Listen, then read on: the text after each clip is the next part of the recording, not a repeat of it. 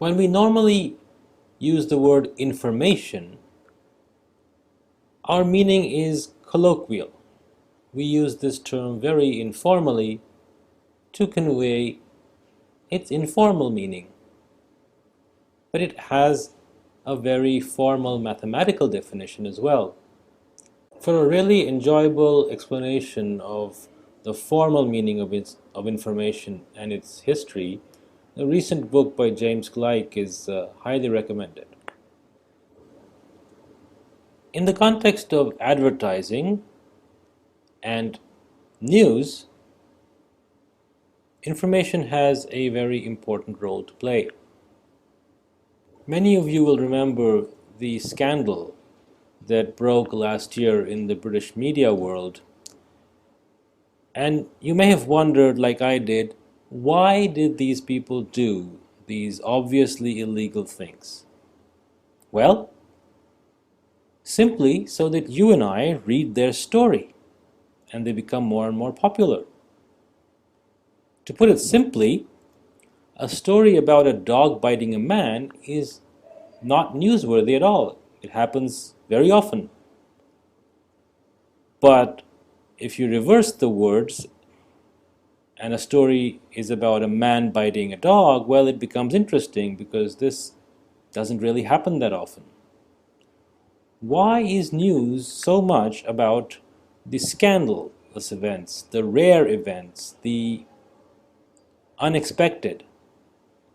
As it turns out, Claude Shannon, in his famous 1948 theory about communications, defined the term information formally as being related to surprise. In particular, a message informing us that some event has occurred, an event which normally has probability p of occurring, while such a message conveys a precise information content, which Shannon argued was exactly minus log of p. Let's look at this for a moment. If p is 1, then log of p is 0. So a message that informs us that an event which is guaranteed to occur has actually occurred is not really telling us anything new. So the information content is 0. On the other hand, if p is close to 0, that means the event is very rare, then minus log p is a very large number, telling us that a rare event conveys a large amount of information. Equally importantly, Shannon defined the term bit, saying that a message informing us of an event of probability p conveys minus log p bits of information. Now one might wonder whether this bit has anything to do with the bits that we are all used to. Well, it's exactly the same bit, and here is why. Think about the Morse code, where letters are encoded by dots and dashes, which is used for communication via telegraph. Outdated now, but very common at the time of Shannon. Notice that letters E, A, I, which are the most common letters in the language, are encoded with a small number of symbols, whereas less common letters are encoded with longer sequences.